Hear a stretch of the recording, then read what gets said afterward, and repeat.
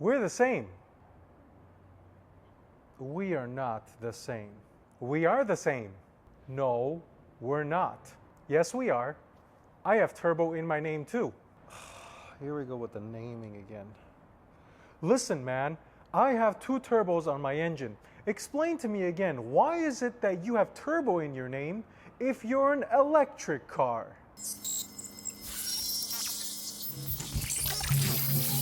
So Porsche Taycan Turbo S, and all the turbo naming puns aside, did you know that the Taycan Turbo S was the most powerful car Porsche makes, gas or EV? So when you enable launch control, this thing has 750 horsepower and 700 and I believe 74 pounds-feet of torque. And yes, I fully realize that without launch control, it only has 616 horsepower.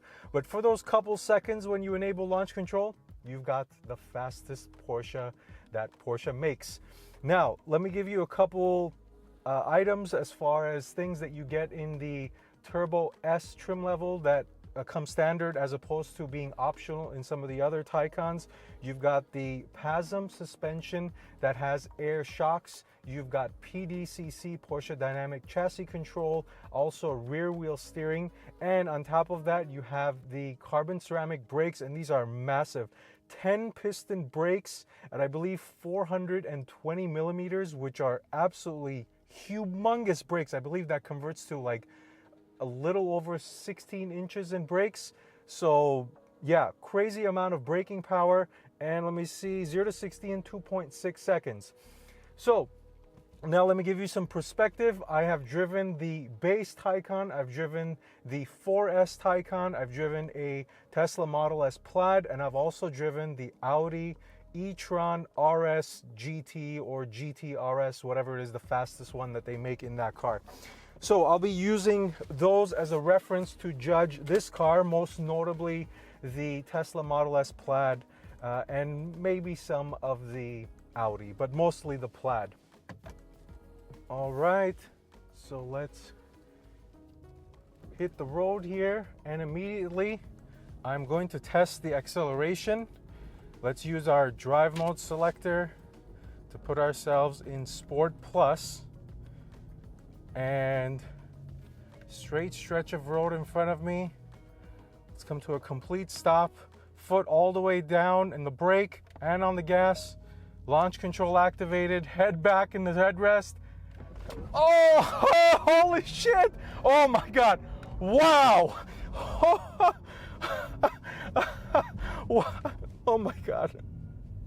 These EV cars are absolutely astonishing, and I don't have enough road to continue on with the acceleration, but man, that feeling from a dig is undeliverable by any gas-powered car. Maybe the Nissan GTR comes close, but man, I'm telling you, this thing, come to a stop again, just a little bit of a roll, and I'm losing traction. Oh, you get lightheaded. Oh my God, that feeling I remembered. I had forgotten, like, the EV cars are the only cars that get me lightheaded, and this thing is absolutely bonkers. We're gonna do it again here. I'm not gonna use launch control, and I'm gonna try to keep going. Oh my God, I'm spinning the rear wheels. Oh my God. Holy crap. Oh, the brakes are good. Oh, brakes erase the power. Really good. Oh, shit. Wow. This thing is just Oh my God. I haven't driven a fast EV car since that Tesla Plaid, and I should underline, or I guess qualify, fast. This is super fast. When I drove the Taycan 4S, that is very, very fast in its own right. But this thing is for sure on the level of the Tesla Model S Plaid. If you are comparing the two, man, this is so unbelievably fast.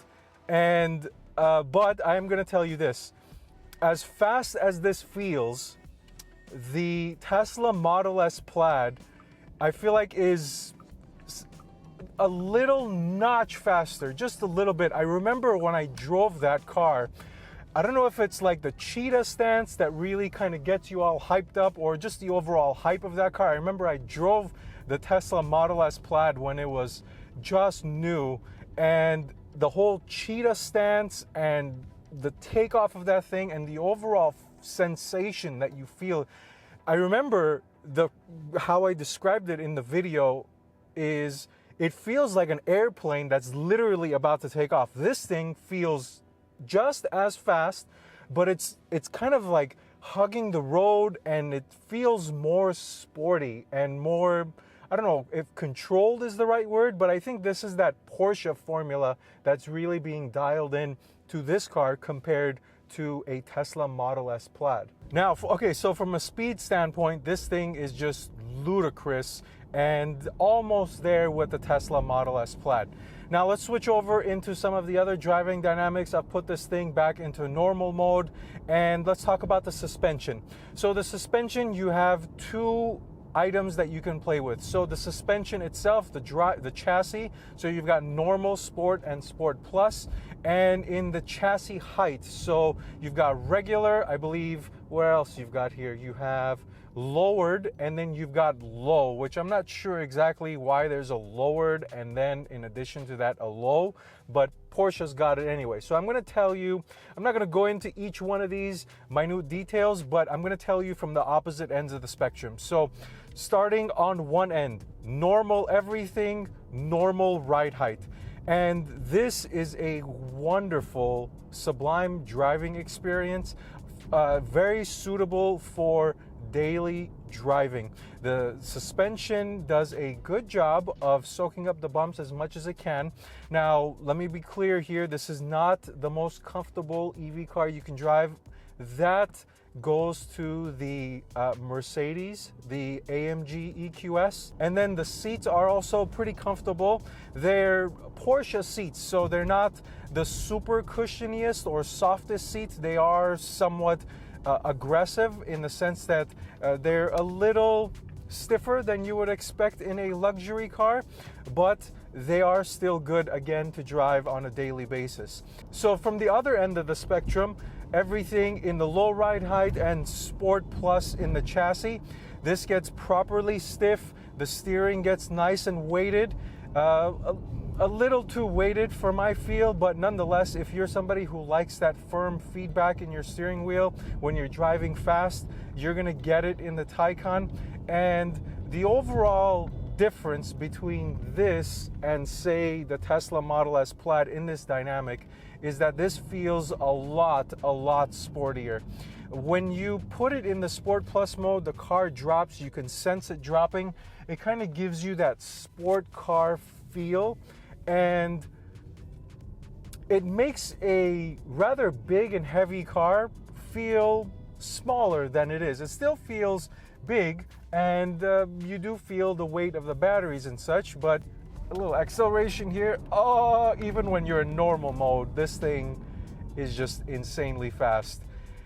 So yes, you are going to be much sportier in this than you are in other EV cars, that's for sure, and has a nice bandwidth in here. I always measure these types of cars, these expensive cars, by how wide of a bandwidth they have, their use cases, and given the suspension feel of this car, you can drive it absolutely on a daily basis, and you could also turn a couple switches and knobs and it feels properly sporty, sportier than any EV car you're going to drive.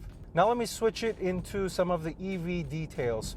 So one of the things I always like to touch on is the recuperation, and the Taycan has two modes, well actually three: off, on, and auto. And I'm not sure how auto works, so I'm not really going to touch on it. I'm just going to talk about off and on.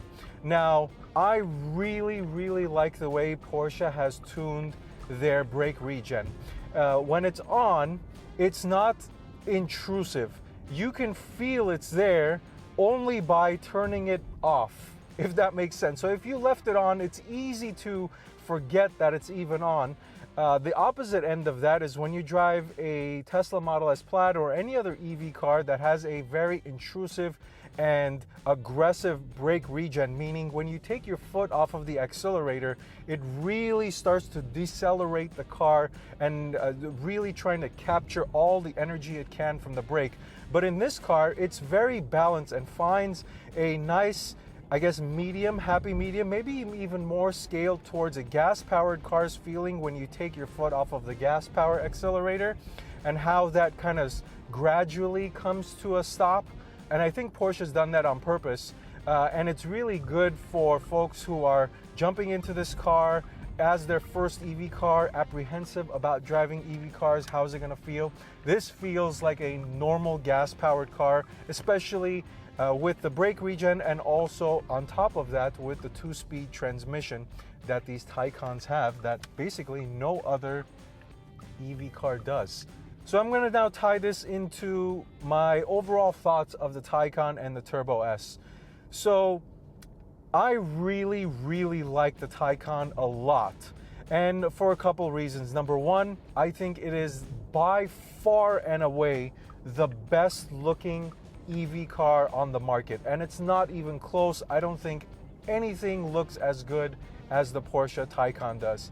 Next, the interior, the overall Porsche experience in here is alive and well. The ergonomics, the fit, the finish, the technology, the design, and touching on the design, specifically on the interior, it's so good, so much so that Porsche is, I think, based off of what their customers are telling them, they're applying this same design layout, this same screen, the same infotainment layout into their other cars. Like the new Cayenne has this, the new Panamera is getting it. I'm not sure what they're gonna do with the new Boxster when that comes out, but this is really, really nice on the interior. The daily drivability, like I said, the bandwidth of this car is very high. The suspension dynamics, the way it's tuned, and the overall usability of an EV car, it's hard for me to say. As much as I love gas-powered cars, they're just so much better to drive on a daily basis. They provide a isolated feel, something that you're looking forward to kind of separate you from the outside world, and they do it well, and it's no different here in the Porsche Taycan. The only downfall of the Taycan is its range. Now, when Porsche came out with this thing, they were hoping for much more than what the EPA estimated, which is, I believe, 220 for the Taycan Turbo S. They thought it would get closer to the 300, well, above 300, maybe even close to the 400 range, and it's nowhere near that. Well, at least according to the EPA. But that's the only weak point, and considering that this is a first effort from Porsche, there has to be some room for improvement, and I think that is something that can improve. And I'm really, really looking forward to how Porsche is going to evolve this generation or this platform of the Taycan, because this is a hell of an effort across all of the Taycan lineup. The rear-wheel drive, the 4S I've driven, and now this. I've walked away very impressed with all of the Taycan cars. So that's it. Now let's wrap it up with some final thoughts. So that's the Porsche Taycan Turbo S. Now, turbo naming puns aside, this thing is a serious sports EV car. And the surprising thing isn't the acceleration, because we're all pretty much accustomed to EV cars accelerating very quickly in a straight line. It's the overall EV sporty experience that the Taycan delivers, and how Porsche has basically shifted the notion that an EV car can't be sporty. And the Turbo S basically just takes that over the top. So that's all I've got. If you happen to be interested in my base rear-wheel drive Taycan review or my Taycan 4S review, those will probably be linked here to my left and to my right. But if you have any questions about the Taycan in general, please feel free to leave me a comment down below or send me a message on Instagram @DriveSteady. Don't forget to like and subscribe. Otherwise, thank you for watching this video. Until next time, drive steady.